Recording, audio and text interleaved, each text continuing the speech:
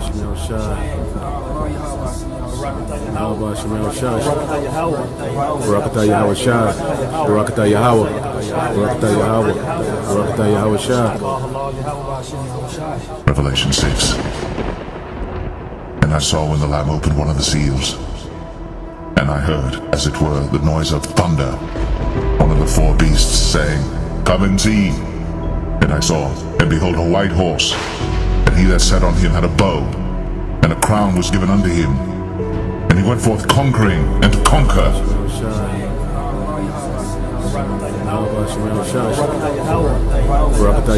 And there was war in heaven. Michael and his angels fought against the dragon, and the dragon fought and his angels, and prevailed not. Neither was their place found any more in heaven. And the great dragon was cast out, that old serpent called the devil and Satan, which deceiveth the whole world. He was cast out into the earth, and his angels were cast out with him.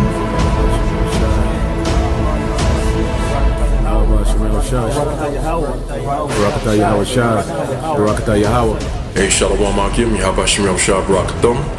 Today we're going to read the second book of Ezra, chapter 13. This is second. Hey, Shalom. First thing and foremost, I want to give all praises and glory, honor is due to Yahweh Ba'ashem, Yahweh Shai, Ba'ashem, Kakodash. That honors the elders and the apostles, the great millstone, blessings and salutations to the hopeful elect. It was in the gospel, God, lifting up the stern of Yahweh Ba'ashem, Yahweh Shai, whatever it may be. It's Akia Mahaloya coming back with another quick lesson through the Spirit based on a dream I had this morning. More of a vision, a dream. It's highly spiritual, you know, very emotional, so to speak, man. Basically, the Lord showed me visions of the chariots, man, and it was your part because, you know, I needed to have that that particular testimony, you know, going into these times and the type of affliction and hell that the men of the Lord are catching on the Esau, Edom, and just this current setup. All right, because, you know, the scriptures tell you that we're in the land of our captivity, and our rulers and our oppressors, man. This is a pit, and a pit is basically a place of slavery and torture, and a place that you can't really get out of, you know. Like they have movies about trying to climb out of certain holes that you could never get to the top, and you know, through the Spirit, man, you know, the Lord showed me that these chariots are very true, and all the things that Esau Edom is concocting on the news. That he's showing up, he's trying to disprove the chariots. It's at his time of his demise. So with that being said, I had an article here. It says, faking an alien invasion, a summer 21 blockbuster disaster movie in real life, which they're trying to write off the fact that chariots are real, and the things in the news media. They're trying to say that the news is trying to create hysteria in order to hide something big, but that's really not the case. In some instances that we do know that Esau, Edom do, you know, concoct some madness together. But they head to the 1st of June to declassify the reports on the chariots, man. And just going into the vision I had, it seemed real. I was back at home in Chicago, and it was me, and it was my mother, and it was her friend. And I went outside, and, you know, it appeared to be just a regular night, you know, not fully overcasted, but some clouds in the horizon. And then when I looked up, the sky kind of opened up, and I saw like these orbs, these chariots, and these particular planets that looked like worlds, but they were really chariots. And as I was looking up, the whole sky was just illuminated with them. Like it was like the Most High opened up the sky. He was able to see space and the constellations and everything like that. Very colorful, very active. And it was a beautiful thing. So I told my mother, I said, look up.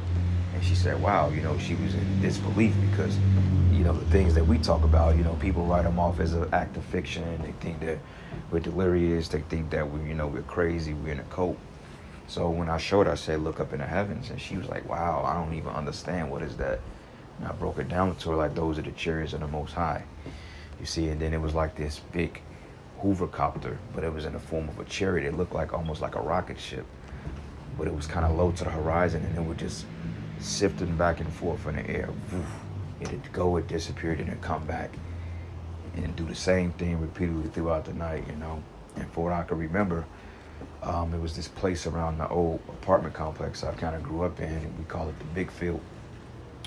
It's a big field. It was like a big park. It's like a big circular field. It had playgrounds and basketball courts and stuff like that, and they had old picnic tables.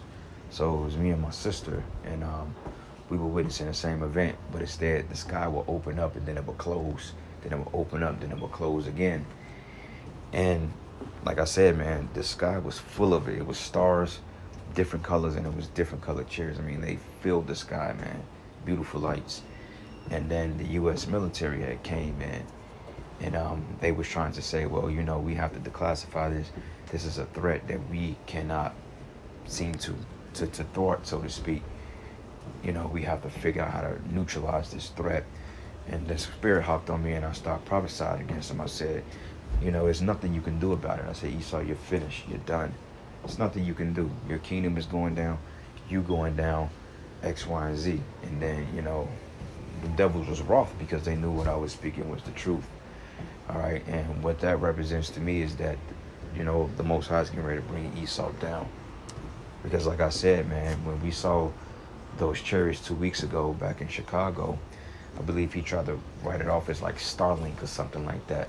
Shows you that he got wind of the chariots, because he immediately said, oh, that was Starlink, which that wasn't true, because Starlink, they don't have a million or hundreds of thousands of satellites. I mean, they, you know, satellites don't travel in unison like that and disappearing from one province to the next. It just don't work that way. Usually when satellites fall to the earth, I mean, you either see it or you don't see it, but they don't look like chariots. They don't go and disappear.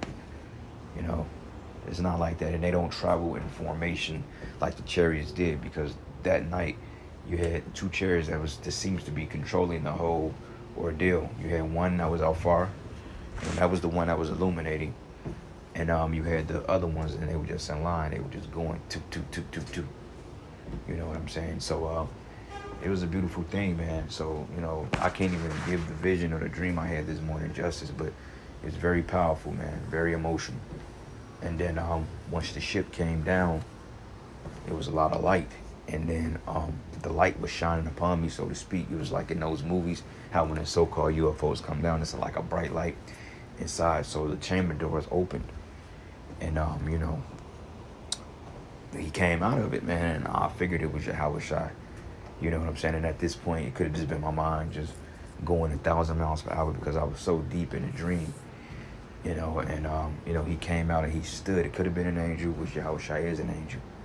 But then some other things happened too in a dream that, you know, I really, you know, it's not really important to really discuss, you know. But, you know, I just asked the Lord, you know, to have mercy on the people, you know, that was around, so to speak, or the individual that was around me at that time, because he was getting ready to take me up. He like, look, you know, let's go. And then, you know, in those emotional movies, when like in that movie Ghost, when he left, you know, his loved ones and stuff like that, you know, it's a little heartbreaking, because, you know, you leaving people that you deal with, you know, you care about behind. And I was asking the Lord, I said, Lord, you know, can you give this individual a chance? Can you forgive it? Can you forgive them of their trespasses, etc.? And the Lord kind of looked at me, and he gave me a austere look, but he, you know, smiled a little bit, and he walked over to the people, man, and, you know, I kind of woke up from there. But the reality of it is, when the ship came down, I seen the chambers inside the ships. It was like a bright light. And then the guy, he came out and he walked out. You know, he was dressed in like this garment, but it was like a futuristic type thing, you know. Had the white hair and the beard and everything like that. He kind of looked like, you know, the Yahweh Shai that we got on the poster, but more like not the one when it says this is the real image of Christ. It was the more modern day one, when it looked like he had the kind of short haircut, and he got the austere beard and stuff like that, pretty austere. And that's what I seen, man. I was like, wow. You know, so I'm like, yeah, something big is coming. And the chances that they're coming out with this fake news shit, they know something is coming here. You know, and it was so funny, because one of the older brothers did a video 2 days ago about don't let vexation choke you out. And all of a sudden, you know, I get into a fucking wreck yesterday. Totaled my goddamn car based on, you know, just bad timing and bad judgment on other people's behalf, and just pure negligence of teenagers, man. Not paying attention, being in a rush. And from my blind side, the opposite traffic giving me the right of way to turn into my apartments. Then the car came and bam, smacked me head on. And through the spirit, I walked away from it. You know, I'm cool, but my car is totally destroyed, demolished. And I put a lot of money into that damn car too. So, you know, but it's all good though, because, you know, what Yahweh Shai allowed me to walk away and to, you know, continue to prophesy, man. So, you know, the Lord is going to take care of all, you know, because I clearly wasn't in the wrong with that accident. But, you know, Esau is not going to see it that way because he's going off his schematics. But clearly I did nothing wrong in that situation. So I asked Yahweh Shai, you know, I was like, well, where am I going off at? Am I offending the people? Well, where am I going wrong? You know, because, I mean, we always can improve. And sometimes you do things you don't know. And then sometimes the Lord just chastising your ass. And the Spirit said, ain't really nothing you're doing wrong. It's just shit. You know, I got to put a little hell on you. You know, I got to put a little hell on you. You know, things have been good. You know, you got to deal with the balance now, you know. Back of my mind, I'm like, I call hell shit a lot of times. Spirit like, no, every man catches hell in season. And all brothers been catching hell. Brothers been giving all type of testimonies of them going through shit. So it was just this time, you know, it had to happen. And, you know, it's the Lord just really taking us up out of this place, you know, emotionally. But anyway, getting into this article, it says here, fake news. It says, I don't know if you noticed, but traitors running our country are planning a fake and alien invasion as cover-up for action for the Great Reset. It says they would use Project Bluebeam technology to achieve this objective. Okay, so basically, whoever wrote this article may be in cahoots, or they may be with Esau Edom, or there may be some type of psyop to get people to disprove or not believe in what they're seeing in the skies, because what we seen in the skies was just straightforward, okay? And this ain't Project Bluebeam, because we seen something of similar fashion. I think Project Bluebeam will be a little bit more dramatic than that. It'll look more like movie-led, or more of a dramatic, so to speak. I don't think Project Bluebeam is going to look like a natural phenomenon, at least not to people with spiritual eyes. But anyway, it says, I noticed a friend of mine said this is/was going to happen. We can stop this. But China has written in official military reports that they plan to use holographic projector tech to conquer the Middle East, using projectors to create images of Muhammad descending from paradise, striking using mass aerial attacks, while the Mohammedans start praying to their prophet. But you know what? That's funny though, because we said that they was gonna use certain footages of Project Bluebeam to bring back what they call a white Christ. Because most people in the world, even if they know Yahweh Shai is black, that's still shrouded in mystery, because most people don't understand that the Bible, they take it as a bunch of symbolism and allegorical tales, which in cases it is allegories and it is symbolic, but it represents something real. And usually people, they don't understand how to decipher between the real and the fake. So therefore, if they project the image of a white Christ, most of the people are going to believe it, because they've been told that Yahweh Shai was a white man, in his case Jesus. Okay, so anyway, it says the Lord only knows what those are for, but blinding cameras during operations may be a distraction. He says, I saw 2 in Baghdad myself, one in the middle of the day, but I also know that I have personally seen a formation of aircraft that can only be described as an electrical storm in the shape of an enormous stealth bombers. It says they would each use the size of a football field, at least lighting and wind included. It says those birds were probably military tech that we would have it says that we will have a laugh about in 10 years. It says similar to how everyone thought the F-117 and B-2 were UFOs. UFOs before they were admitted to exist. It says, but the holographic projectors and combat simulators are reality and not a conspiracy. All right, and we never denied that they didn't have Project Bluebeam apps, etc. But nonetheless, man, we know through the spirit that what we saw was real, and that we know that these chariots are definitely real. All right. So anyway, it says here, all these people in the following videos with their worthless, overhyped, poorly acted testimonies are running a psyop on us, and I don't believe it's a psyop. You know what I'm saying? It's not a psyop. I mean, what we're saying is what we're saying, and it's the purpose of this video. And the dream I had yesterday proves, you know, that what we're saying is the truth. All right, so this is the book of Isaiah 31, and I'm gonna start at verses 3. It says, "Now the Egyptians are men and not the power." All right, so Esau only have a certain amount of cadence in order to do certain miracles and certain things. Okay, their technology is limited. It's not. It only goes but yet so far. All right, it's not one of those things that can be. He can't mimic the Most High. Basically, he tries to, but he does a poor job. It says here, "And not the power, or not God, and their horses flesh, and not spirit." It says, "And when Yahweh shall stretch out his hand, both he that helpeth shall fall, and he that is hoping shall fall down, and they shall all fall together." Okay, verse 4, it says, "For thus says Yahweh, spoken unto me like as a lion, and a young lion running in his prey. When a multitude of shepherds is called forth against him, he would not be afraid of their voice, nor abase himself for the noise of them. So shall the Lord of hosts come down to fight for Mount Zion and the hill thereof."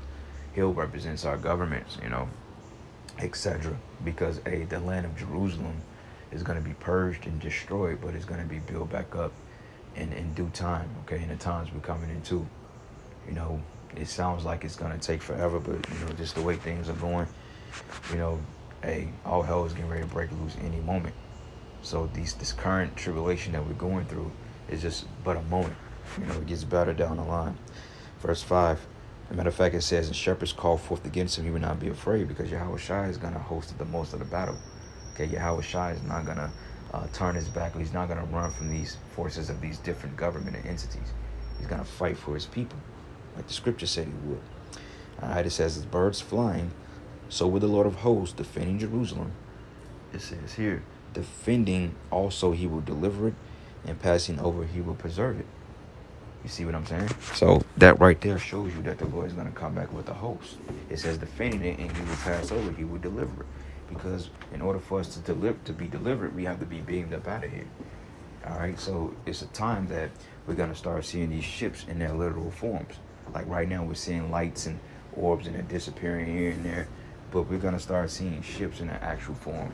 And I believe that's what the vision I had, it symbolizes that. Okay, because like I said, man, the Spirit told me, say, yeah, you getting ready to start seeing these ships. And I've said it to brothers several times. I said, don't be surprised when you come outside, man, you may see a ship hovering over your house. A real ship, you know, not just some orbs of light, you know, that we've been getting, you know, the Lord's been teasing us with from time to time. No, you're going to see actual ships. Okay, actual ships. And it's going to be a beautiful thing, a strange thing, but beautiful nonetheless, because Esau, he's afraid of the chariots, man. Because he knows in his spirit, this is his end. He's going to be destroyed. He's going to captivity. And all this bullshit that we go through in his life, this shit is going to be just a bad goddamn dream. All right, because I ain't going to lie. I feel like we living in a freaking nightmare, which it is a nightmare. Scriptures refer to it as that, you know. So anyway, it says, "As birds flying, so will the Lord of hosts defend Jerusalem. Defending, he will also deliver, and passing over, he will preserve it." All right, and that's starting with the hopeful elect. So anyways, it says, "Remember, our mind is a primary weapon, so let's use it to analyze what these liars or traitors or useful idiots are saying to us." It says, "These aircraft, UFOs, are so advanced, they flew all the way across the galaxy to play tag using superior technology. Does that make sense?" Fucking skeptic, man. It says, "Technology so advanced they don't have camouflage. Does this make any sense?" It says, "They can avoid everything we have except a blurry photo." It says, "I've seen better stealth employed by mouth-breathing privates in basic training and drunk college students seeking their friends in the back door of bars." So basically, he's trying to say that this is nothing more but a bunch of he's basically saying this is nothing more but a bunch of BS. Okay, because these different videos here, he's basically trying to discredit that this is true. See, but what Esau does with this, he may have a better footage of what we see. He just probably trying to sow doubt in Discord, because it's what the demon does. You know, he's sowing doubt, Discord, you know, etc. And this is what he's doing. Like Chinese holograms, he says, "How are they spoofing the radar on sonar beyond our technical knowledge? Woodward is simply playing an old-fashioned lie." So basically, he's debunking this. He said this is not true. He's saying that this is not the case. There's no such thing as chariots. He said that the government is playing with us. because they're showing these blurry photos out of all the technology they have. But so you got to understand that these chariots operate in a fourth dimensional sense. You see what I'm saying? A fourth dimensional sense, and they have the ability to sit in and out. So they have the ability to captivate their particular image on whatever trajectory they want to do. They want to be blurry, they can. And a lot of times they're too fast for Esau to even catch up to. And outside of Esau's denial, he can play with the footage and make it seem like it's not accessible. But they even broke down the whole fact of the one looking like the what they call it, the Tic Tac, you know, like a pill almost. You seen that blatantly fly over a hovercraft, damn near hit him, and the pilot was like, damn, this thing damn near ran into us, flew right over the head, you know. So Esau is nothing more but a damn lion and demon. Ezra chapter 13. And it came to pass after 7 days, I dreamed a dream by night, and lo, there arose a wind from the sea, that it moved all the waves thereof. And I beheld, and lo, that man waxed strong with the thousands of heaven.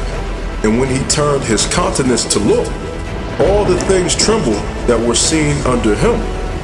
And whensoever the voice went out of his mouth, all they burned that heard his voice, like as the earth faileth when it feeleth the fire. And after this I beheld, and lo, because in the dream I had, he was dressed in similar clothing. Like, check this out. Of his mouth, all they burned that heard his voice, you know, like as the earth faileth when it feeleth the futuristic, but nonetheless garment-wise. You know, he looked like he was a upgraded form of technology, man. You can tell that the technology of these ships is far superior than the technology that Esau Edom has in his society. You see what I'm saying? So anyway, this is the book of Revelation 6:1, and it says here, and I saw when the Lamb opened one of the seals, and I heard it and it says, and I heard as it was the noise of thunder, and one of the four beasts saying, come and see. And I saw, it says here, and I saw, and behold, a white horse, and he that sat on him had a bow, and a crown was given to him, and he went forth conquering and conquered. That was Yahweh Shai. That white horse represents that chariot. Okay, that bow represents a weapon of war. Okay, because hey, the scriptures go into shooting bows and rays of light out of our hands, goes into those different laser beams, etc. All right, because when Yahweh Shai comes back, okay, with the host of angels, it's gonna be the heavenly host is gonna be a fucking war, man. I don't know how else plain to put it. And Esau knows it. This is why he made movie on Independence Day. So whoever wrote this article, man, they're just simple-minded, and they just either they set up to write it or they're just dumb, and they're mad and they're trying to sow discord, and it's all good. They can do that, but at the end of the day, Yahweh Shai is gonna reign supreme, because this is Revelation 19, and I'm gonna start at verses 14. It says, and I'm gonna shut it down after this. It says, and the armies which were in heaven followed him upon white horses. Those are the chariots. Okay, according to Christian allegorical stance, they really think that you're gonna have spirits in the air on white horses neighing and baying. No, man. Okay, the white horse is going into the chariots, and it makes sense that they will be of a lighter color, because when the Lord comes back, it tells you the sky is gonna be pretty much dark. It's almost gonna look like nighttime, because from the missiles hitting and the blood eclipses, the solar and lunar eclipse, you know, and then on top of that, you know, just the chariot itself is huge. Of course, the chariot is gonna illuminate. You know, it's the beauty of it. So it's gonna be pretty crazy out here. I just can't wait till it happens, because I'm tired of this place, man. I'm tired. It says, and the armies which were in heaven followed him upon white horses, clothed in fine linen, white and clean. And out of his mouth goeth the sharp sword, that he should smite the nations, which shows you that the Lord is coming back to bring war. Anybody say, oh, God's coming back to save everybody? That line, because it says that he's coming to smite the nations. It says, and he should rule them with a rod of iron, and he treaded the winepress in the fierceness and the wrath of the almighty power. Okay, so that's going to be the judgment of the heathens. All right, Isaiah 63, and this is the precept. Isaiah 63:1, it says, who is that cometh from Edom with dyed garments of Bozrah, that is glorious in his apparel, who traveling in the greatness of his strength? Like I said, when I see him, he had like an upgraded type of garment. You could tell that his garment alone, his suit he had on, it had a vibration to it. You know what I'm saying? It had like this particular, you can feel the power, you can tell that the chariot was manned through his vibration, man. It was crazy. But when he came down, it wasn't like a stupid big chariot, just like a regular sized chariot. You know, like just a small compact chariot. It wasn't stupid big, but it wasn't like all that small. But when he came out of it, you know, he had this badass suit on with the garment, had the what they call the ephod stones on it. He looked at, you know, Yahushua looked at like royalty. You know what I'm saying? He was like upgraded. And I was like, wow, that's how we're gonna be. And it says here that is glorious in his apparel, traveling in the greatness of his strength, and I that speak in righteousness mighty to save. That's Yahushua, because his name means deliverer. Yahi Yahushua means deliverers, or to deliver. It says, wherefore thou art red in thy apparel, and thy garments like him that treadeth the wine fat, meaning that that's symbolic for all the death he's going to bring to this society. Okay, because we doubt if Yahushua is going to literally get blood on his garment. That's symbolic for all the death that's coming to Babylon the Great. Mainly you Edomites, because you Edomites, you a bunch of damn demons, man. He says, I've trodden the winepress alone, and of the people there was not with me. For I would tread them in my anger, and trample them in my fury, and their blood should be sprinkled upon my garments, and I would stain my raiment. For the day of vengeance is in my heart, and the year of my redeeming is come. Okay? So, there you go, man. That's Yahushua. It says, and I looked, and there was none help, and I wondered that there was none to uphold. Therefore, my own arm brought salvation unto me, and my fury it upheld me. And I would tread down the people in my anger and make them drunk in my fury, and I will bring down their strength to the earth. Okay, what does that mean? The dust represents confusion, and it says their strength down to the earth, meaning their chariots, man. He's going to destroy their ass, man, because it says that there was neither room found for them in heaven. Okay, so, hey, these military troops, all that Space Force and all that stuff, that shit going to get wiped out like that, man. There ain't going to be no competition dealing with our Air Force, man. So anyway, I'm going to leave it there. All praises and glory and honor is due to Yahushua. With that, shalom.